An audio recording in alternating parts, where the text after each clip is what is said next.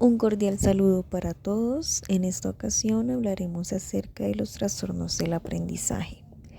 Este trabajo es presentado por Dana Sarmiento y Diana Medina en el marco de la asignatura Trastornos de Aprendizaje Cognitivos y del Comportamiento de la especialización en Neuropsicología de la Educación. El primer trastorno de aprendizaje que trataremos es la dislexia. Este es un trastorno del neurodesarrollo que afecta a la lectura y escritura a pesar de una inteligencia promedio.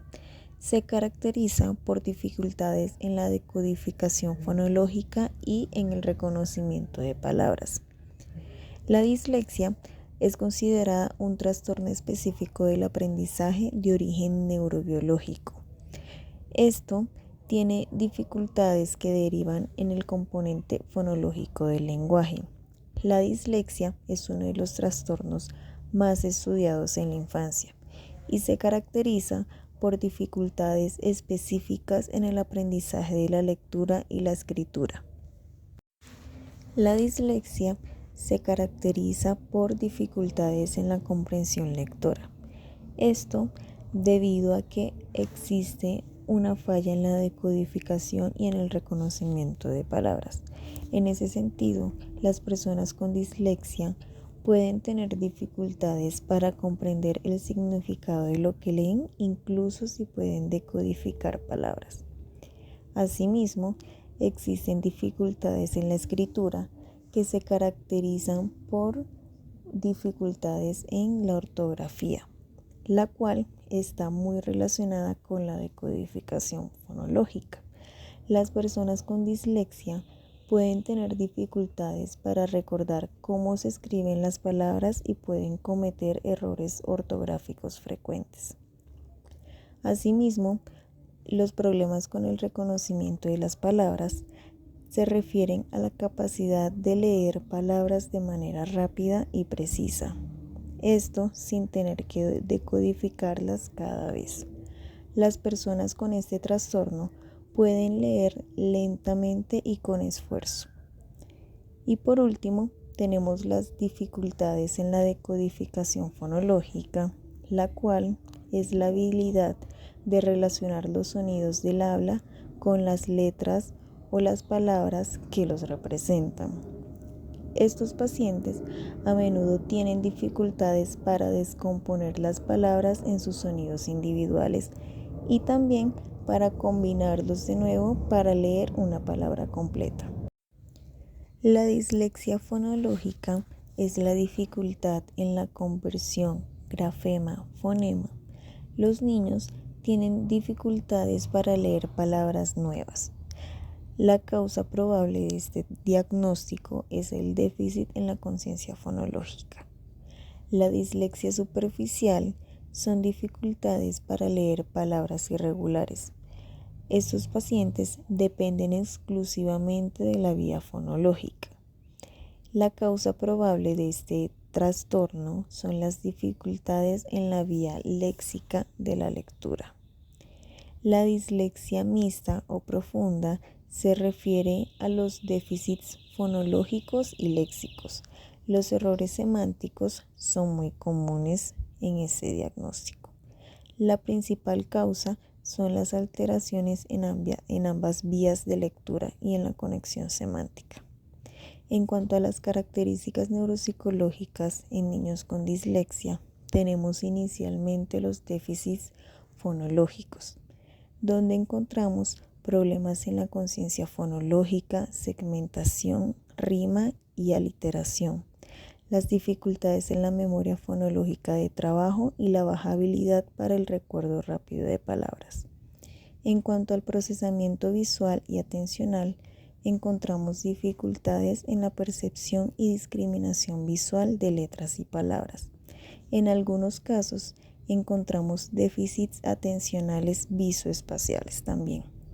En cuanto a la memoria y funciones ejecutivas, encontramos alteraciones en la memoria de trabajo verbal, problemas en planificación, organización y automatización en la lectura. Y en cuanto a las bases neurológicas, encontramos que existe una menor activación en áreas del hemisferio izquierdo, especialmente en el área temporoparietal, el área occipitotemporal y el área de Broca. La dislexia puede tener un impacto significativo en el aprendizaje y el desarrollo de una persona. A nivel académico, se puede presentar menor rendimiento académico y evitación de tareas asociadas a la lectura y escritura. A nivel emocional, pueden presentarse baja autoestima y autoconfianza, además de sentimientos de ansiedad y depresión. A nivel social, se puede presentar aislamiento, especialmente en el entorno educativo, y dificultades en cuanto a las relaciones interpersonales. Y por último, a nivel profesional, pueden existir limitaciones en el acceso a nivel de la educación superior y pueden estar incluidas las necesidades educativas especiales. En segundo lugar, encontramos la disgrafía. Este es un trastorno específico del aprendizaje de la escritura que se manifiesta en dificultades para realizar trazos legibles, escribir con fluidez, organizar el contenido textual y aplicar reglas ortográficas, pese a tener un índice de inteligencia normal y escolarización adecuada. Según el DSM-5, la disgrafía se incluye dentro del trastorno específico del aprendizaje con afectación en la expresión escrita. Esto implica que abarca problemas de la escritura a nivel mecánico y lingüístico. Existen 4 tipos de disgrafía. La disgrafía motriz es la dificultad en el control de los músculos finos de la mano. Se presenta con escritura ilegible, mala postura, presión excesiva o muy débil y lentitud.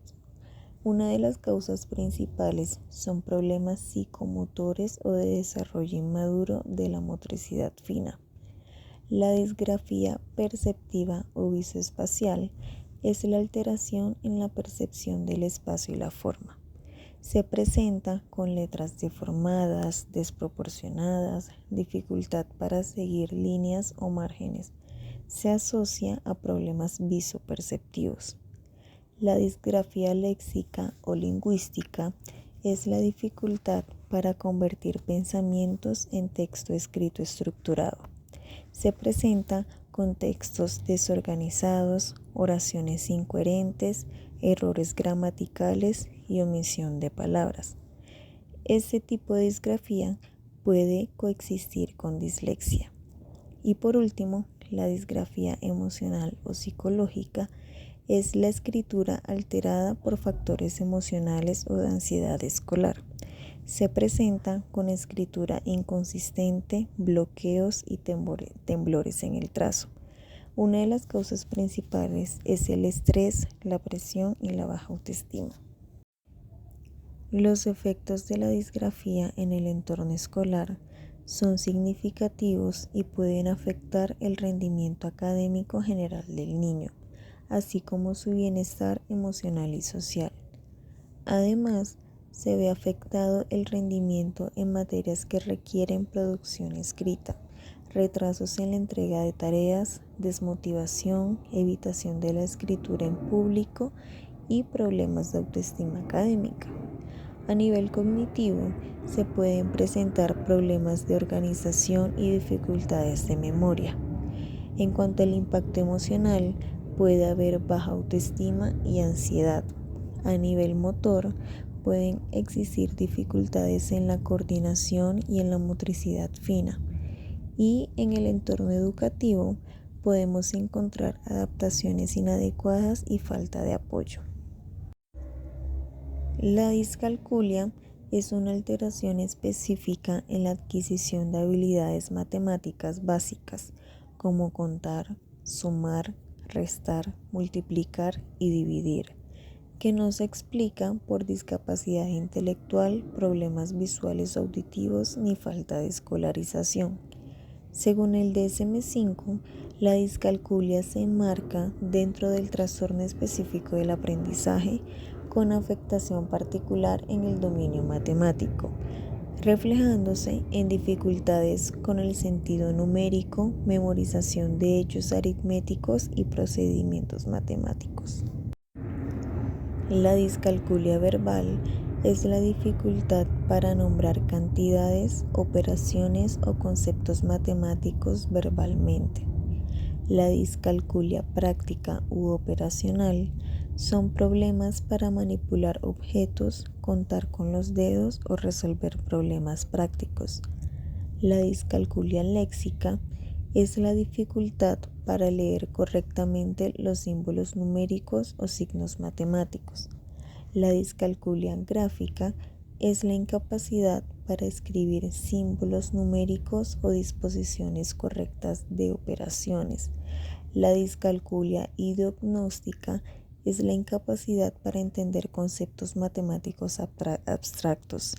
Y la discalculia anaritmética es la dificultad generalizada en el cálculo mental y escrito. Los niños con discalculia presentan dificultades específicas en varias áreas cognitivas, especialmente aquellas vinculadas a la manipulación de información numérica.